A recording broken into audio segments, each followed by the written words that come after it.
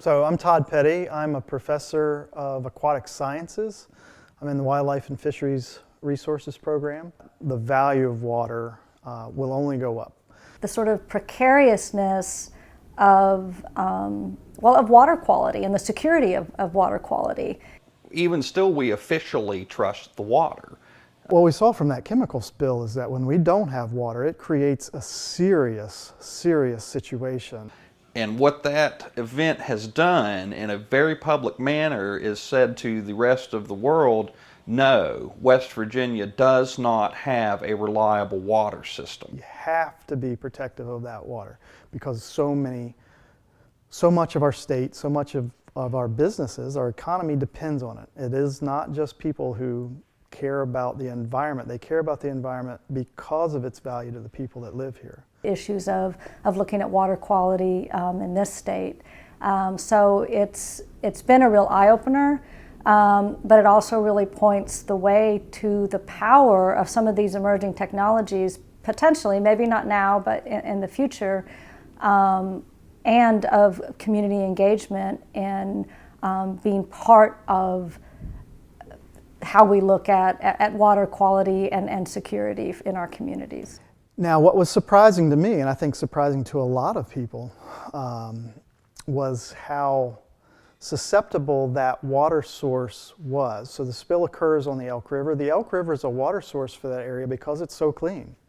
When I first found out about the water leak, I was actually in Ripley working for the day, and it was on Twitter. I just checked briefly, and there was a proclamation from Governor Tomblin that said, do not use the water in Charleston.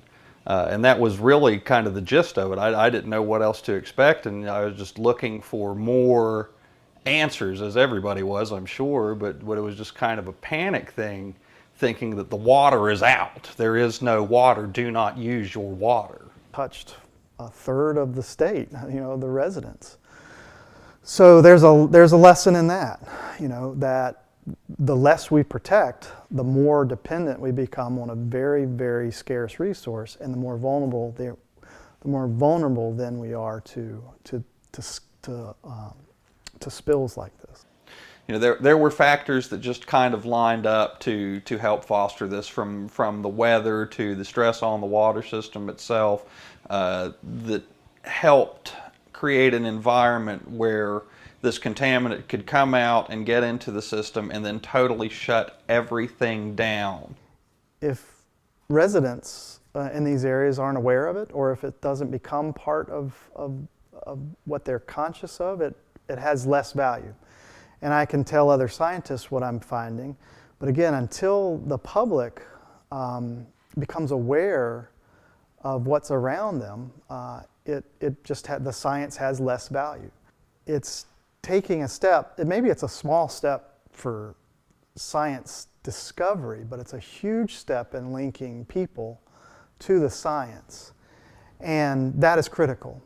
And for me, it was really an education in the entire ecosystem of looking at water. What are the political implications?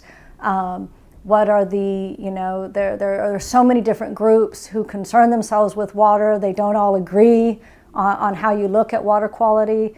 I think that ultimately there are two kinds of people in West Virginia, and Charleston especially, in the aftermath of this, and that's the people that don't care and the people that really care.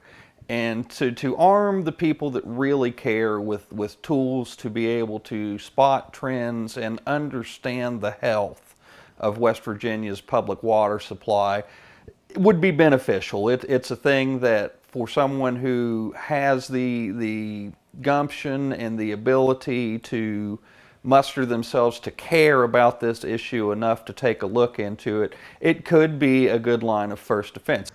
That we don't know as much about our waterways as we probably should.